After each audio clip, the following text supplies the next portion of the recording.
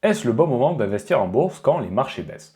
Donc, comme on peut le remarquer, le S&P 500, qui est les 500 plus grandes capitalisations boursières américaines, eh bien, on peut remarquer que sur les 2 à 3 dernières semaines, cet indice a baissé de presque 8%, ce qui est quand même assez considérable. Et quand on regarde le Nasdaq 100, qui est les 100 plus grandes capitalisations boursières américaines, mais plutôt dans le secteur de la technologie, cet indice a baissé de presque 11% en 2 à 3 semaines, ce qui est aussi très considérable.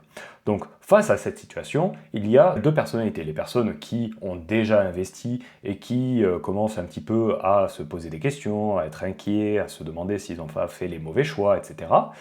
Et les personnes un petit peu comme moi qui n'ont pas plus d'inquiétude que ça, parce qu'ils savent qu'ils ont fait les bons choix et ils raisonnent d'une certaine façon. Donc dans cette vidéo, je vais vous partager comment j'arrive à avoir cette certaine sérénité, je vais vous expliquer ma vision des choses et qui n'est au final que mentale et pas forcément technique, on va dire. Et si vous n'avez jamais investi en bourse, eh bien nous allons voir si c'est le bon moment pour vous de commencer à investir. Et en fait, pour vous donner une petite indication, eh bien, si vous souhaitez investir à court terme, c'est-à-dire avec un horizon de moins de 1 an, parce que vous souhaitez avoir votre argent pour une résidence principale, ou etc., eh bien, non, il ne vaut mieux pas investir maintenant, parce que c'est quand même assez incertain d'avoir des rendements, on va dire, à court terme. Mais si vous investissez à long terme, eh bien, avec un grand oui, ça va être un très bon moment pour commencer à investir en bourse, et je vais vous partager mes explications. Donc déjà, dans un premier temps, on va parler des 3 grandes raisons qui, pour moi, les marchés boursiers baissent en ce moment. Donc on ne va pas faire de la macroéconomie, on ne va pas commencer à analyser tout ce que Trump dit, etc. Non, on va essayer d'être dans le bon sens, c'est-à-dire quelles sont les raisons pour lesquelles un investisseur va faire que les marchés boursiers vont baisser, quelles sont leurs stratégies.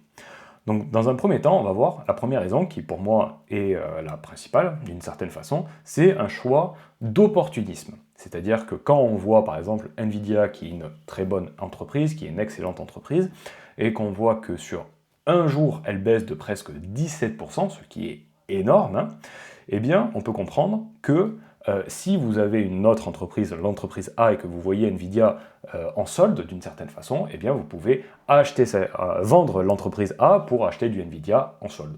Donc ça peut être une raison, c'est-à-dire que l'entreprise A n'a pas forcément des mauvaises performances, une mauvaise volatilité, etc. Mais juste, c'est un choix stratégique d'un investisseur et du coup, l'entreprise A voit sa valeur baisser pour le réallouer à une autre entreprise comme Nvidia, par exemple. La deuxième raison, ça serait un choix plutôt de protection, c'est-à-dire qu'on a des actions dans son portefeuille et on n'aime pas cette volatilité, donc on vend nos positions d'actions pour acheter des obligations qui sont avec un rendement beaucoup plus certain, avec beaucoup moins de volatilité, et donc ça peut être aussi un choix, mais encore comme dans le précédent exemple, eh bien, ce n'est pas forcément parce que l'action que vous avez est mauvaise, c'est juste un choix stratégique. Et enfin, la troisième raison, et encore une fois plutôt un choix stratégique, comme on peut le comprendre maintenant, c'est que si j'ai des actions et que je souhaite même pas investir dans des obligations et sortir cet argent de la bourse et l'avoir en cash pour, par exemple, acheter des super opportunités comme Nvidia dans la raison 1 ou pour acheter des obligations dans la raison 2, eh bien c'est, on va dire, un petit mix des deux. Voilà. Mais l'idée principale, c'est que je retire cet argent de la bourse, et donc, à partir de là, toutes les actions que j'avais baissent d'une certaine façon. Donc, ce que je veux dire par là, c'est que, notamment avec la raison numéro 1 qui est la plus évidente visuellement, on va dire, c'est que si elle baisse, ce n'est pas dû avec ces fondamentaux économiques qui baissent du jour au lendemain de 17%, non, c'est plutôt de la spéculation, voire plutôt de l'anticipation d'un futur probable. Et quand je dis probable, c'est que ce n'est pas avéré. Donc à partir de là, on dit que peut-être Nvidia, il va y avoir des problèmes avec DeepSeek, etc., avec l'intelligence artificielle chinoise, mais ce n'est que de la spéculation, c'est une rumeur, ce n'est pas un fait, et donc à partir de là, même si c'est un fait, même si c'est une rumeur, pardon, eh bien l'entreprise dégringole. Donc au final, il n'y a aucune rationalité dans cette situation. C'est si vraiment Nvidia sortait un bilan comptable catastrophique où on la voit qui au début était très rentable et peu endetté et qui devient pas du tout rentable et très endetté, là on peut comprendre que c'est une baisse énorme et là on pourrait se poser la question de est-ce qu'il faut vendre, est-ce que c'est le bon moment, voilà. Mais si on n'est pas dans cette situation, tout le reste c'est, excusez-moi de l'expression, mais c'est un P de mouche en fait. Parce que si vous investissez à long terme, sur 3 à 5 à 10 ans, eh bien vous allez voir que oui, Nvidia a fait une petite baisse, mais quand on va la voir sur 5-10 ans, on va voir que ça a été on le verra même pas sur un graphique, on va dire. Donc tout ça, oui, sur le moment, on le vit plutôt mal si vous êtes investisseur de Nvidia, mais dans la réalité, en fait, ça n'a pas, dans la réalité plutôt de l'investissement à long terme, ça n'a pas vraiment de sens. Donc c'est pour ça que moi je reste calme face à cette situation. Je sais que les choix que j'ai pu faire d'entreprises saines qui sont très rentables et pas endettées, à chaque fois qu'il y a un bilan qui est trimestriel et que je vois leur performance, je vois qu'au final, toutes ces anticipations, cette spéculation, ça n'a rien à voir avec la réalité économique de l'entreprise. Et donc à partir de là, je le vis très bien en fait. Donc même si mon portefeuille en bourse baisse, eh bien je sais qu'il remontera dans le mois, l'année à venir, voire peut-être un peu plus, un peu moins, mais en soi, ça m'est égal parce que j'investis à moyen terme, à long terme. Voilà, je ne souhaite pas sortir mon argent à court terme dans les 3, 4, 6 prochains mois, donc à partir de là, je n'ai pas de raison de m'inquiéter. Et maintenant, nous allons répondre à la question, est-ce le bon moment d'investir? Et la réponse est très claire, oui si vous investissez à long terme, et non si vous investissez à court terme. Et je vais m'expliquer. Si vous investissez à court terme, eh bien, je ne le recommande pas. Pourquoi? Parce que si vous investissez à long terme, le but de votre investissement, ça va être au minimum d'avoir un gain rapide, donc un investissement à court terme, et qui soit au minimum supérieur à l'inflation. Ce qu'il faut savoir aussi, c'est dans quelle certitude je peux avoir un rendement qui est supérieur à l'inflation. Donc je suis prêt à avoir un petit rendement qui est supérieur à l'inflation, on ne va pas chercher des très gros rendements non plus, mais dans quelle probabilité je vais l'avoir. Et donc dans cette situation, eh bien, pour moi, actuellement, avec la volatilité, avec l'incertitude et avec cette certaine spéculation qui n'a maintenant plus vraiment de sens, eh bien, c'est très difficile de vous dire, oui, à court terme, dans les 3 à 6 prochains mois, ça va monter, c'est génial. Non, c'est très incertain, ça peut monter, mais comme ça peut continuer à baisser. Et donc, si vous souhaitez investir à court terme, investir par exemple 100 000 euros et dans 6 mois les sortir, eh bien, j'ai très peu de garanties de vous dire que oui, ça va être positif. Voire même, je pense plus que ça va être négatif, vu comme c'est parti. Mais voilà, donc face à cette situation, qu'est-ce qu'on doit faire? Eh bien, si vous avez de l'argent et que vous souhaitez l'investir plutôt à court terme, eh bien, il vaut mieux le mettre sur un livret A, donc au maximum, ça va être 22 500 euros. Si vous avez rempli ce livret A qui va vous permettre d'avoir le rendement de l'inflation, donc vous n'allez pas perdre de l'argent, mais vous n'allez pas en gagner non plus, c'est le strict minimum.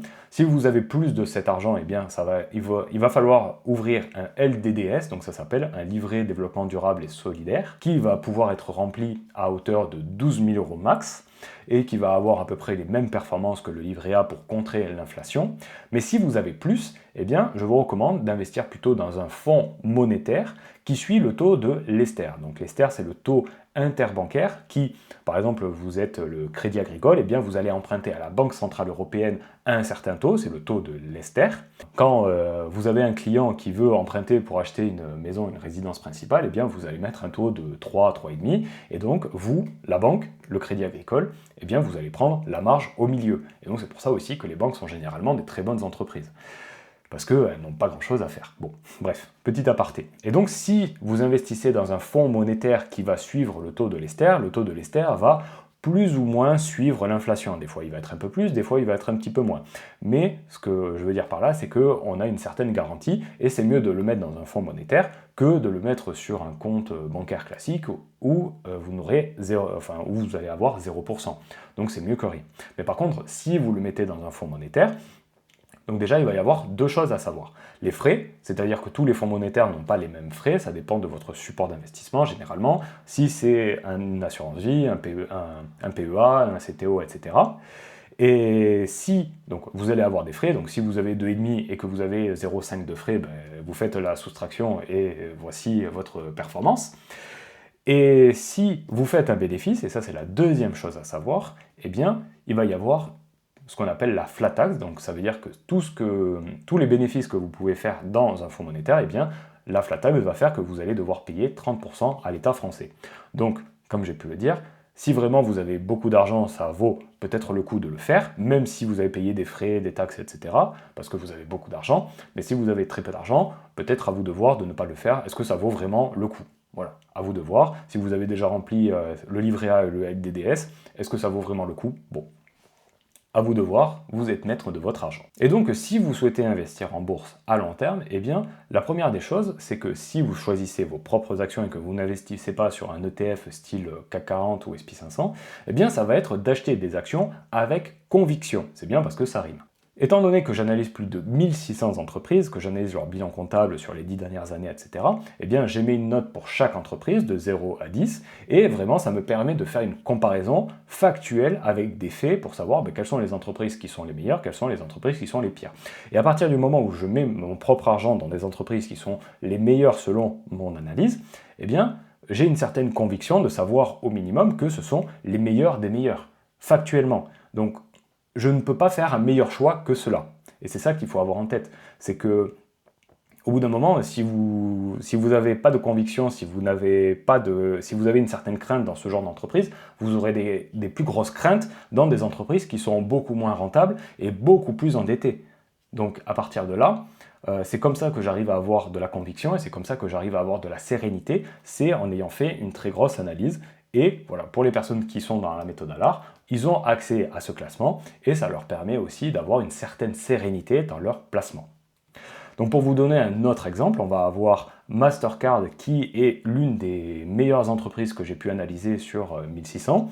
Et comme on peut voir, depuis 2014 jusqu'à 2023, sa note la plus basse a été de 9,11, sachant que déjà quand on est sur une entreprise qui a plus de 8,6, on commence à être sur une super entreprise très très bonne, très rentable et peu endettée. Et là, on peut voir que Mastercard est largement au-dessus, et surtout, ce qu'il faut remarquer, c'est que Mastercard est un métronome. Vous voyez très bien qu'il n'y a pas de variation cyclique, etc. On voit très bien que chaque année, qu'il y ait une crise ou pas, on peut remarquer sa note en 2020, qu'il y ait une crise ou pas, eh bien ses fondamentaux économiques sont excellents et même s'il y a une crise, ils sont quand même excellents. Donc à partir de là, si vous investissez dans ce genre d'entreprise, eh bien c'est source vraiment d'une très grande sérénité dans vos placements. Et c'est comme ça que moi j'arrive à avoir une très grande sérénité. Et quand on regarde sa performance annuelle sur les 10 dernières années, donc hormis le fait que sa performance moyenne annuelle est de 20,08% par an, ce qui est très bon, donc pour les personnes qui disent 20% par an sur un très long terme c'est pas possible, voici la preuve. Bon, petit aparté, et on ne compte même pas les dividendes. Ce que je veux dire par là, c'est que même Mastercard, qui, comme vous avez pu voir, les 10 dernières années est un métronome dans ses fondamentaux économiques, on peut voir sur sa courbe qu'il y a des moments où elle baisse. Il y a des moments, surtout par exemple en 2020, mais même avant en 2018 et même après en 2022, où vous auriez pu investir à un certain moment et voir que sur les 6 mois, 1 an, eh bien, Mastercard aurait continué à baisser. Vous auriez peut-être une moins-value de moins 20, moins 30, moins 40, c'est tout à fait possible et vous en avez la preuve. Mais par contre, si vous le voyez à long terme, eh bien, si vous aviez investi en 2018, eh bien, en 2025, vous êtes largement gagnant et je suis prêt à mettre ma main à couper que si vous achetez par exemple Mastercard aujourd'hui, si vous avez un horizon de long terme, si on se revoit en 2030, eh bien, je suis absolument convaincu que, ok, il va y avoir des baisses, c'est absolument obligé, mais que fondamentalement, son prix va continuer à augmenter. Pourquoi? Parce que ses fondamentaux économiques sont là et ils sont excellents. Donc, fondamentalement, il n'y a aucune raison qu'elle baisse qui soit justifiée, qui soit de la spéculation, c'est possible, mais qui soit justifiée par ses fondamentaux, c'est pas possible. Et si on voit dans les 3, 4, 5 prochaines années que ces fondamentaux baissent drastiquement, eh bien à partir de là, eh bien c'est quand même assez rare, assez improbable quand même, parce que bon, j'analyse cette entreprise depuis maintenant 5 ans, et elle a toujours continué à être très très bonne.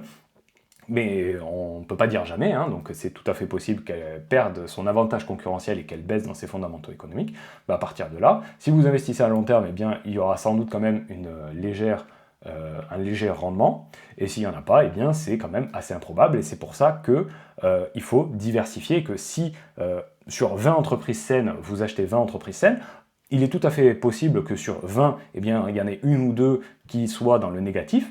C'est tout à fait possible, mais heureusement que vous avez mis votre argent dans 18 autres, et dans cette moyenne, eh bien, vous serez largement positif à long terme, c'est tout à fait probable. La deuxième idée que je souhaite vous transmettre, c'est que la volatilité à court terme est une opportunité pour un investisseur à long terme. Comme nous avons pu le voir précédemment, si vous êtes un investisseur à court terme, eh bien, la volatilité est votre ennemi parce que si vous devez sortir votre argent dans 3 mois, eh bien dans 3 mois, il y a tellement de volatilité, tellement d'incertitude que c'est difficile de savoir si, oui ou non, vous allez faire un gain. Alors que si vous êtes dans l'investissement à long terme, et comme nous avons pu le voir avec Mastercard précédemment, eh bien, qu'il y ait de la volatilité ou pas, ça devrait vous être égal, et même si vous voyez par exemple Mastercard baisser de moins 20%, eh bien ça devrait être même une opportunité d'acheter une action excellente à un prix beaucoup plus faible que d'habitude.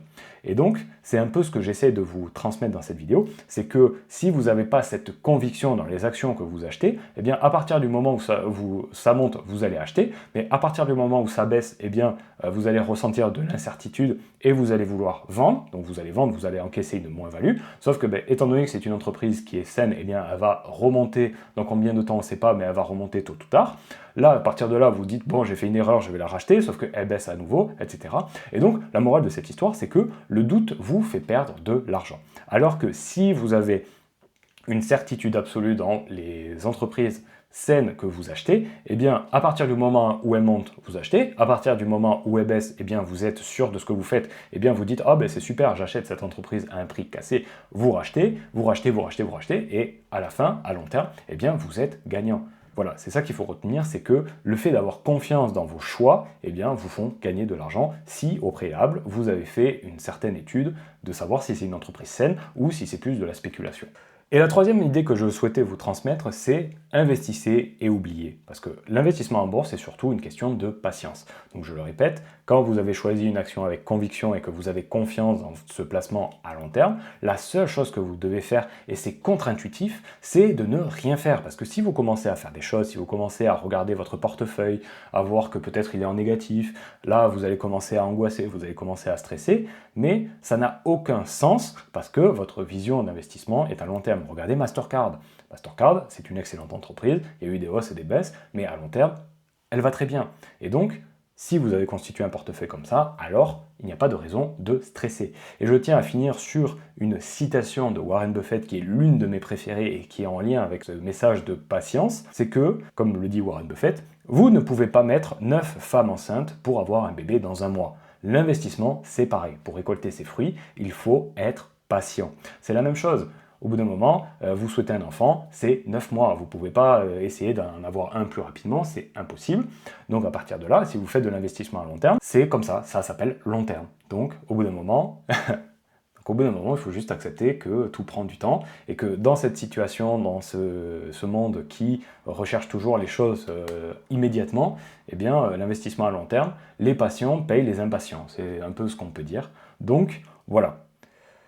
Je vous remercie d'avoir regardé cette vidéo. Si vous souhaitez découvrir les entreprises saines de mon classement, eh bien, je vous invite à cliquer sur le premier lien en description et à rejoindre la méthode ALAR. Dans la méthode ALAR, vous allez avoir une formation avec vraiment les bases de l'investissement en bourse et de ma stratégie. Vous allez avoir les résultats de mes analyses, donc vous allez gagner énormément de temps parce que vous n'avez pas à avoir besoin de faire tout cela.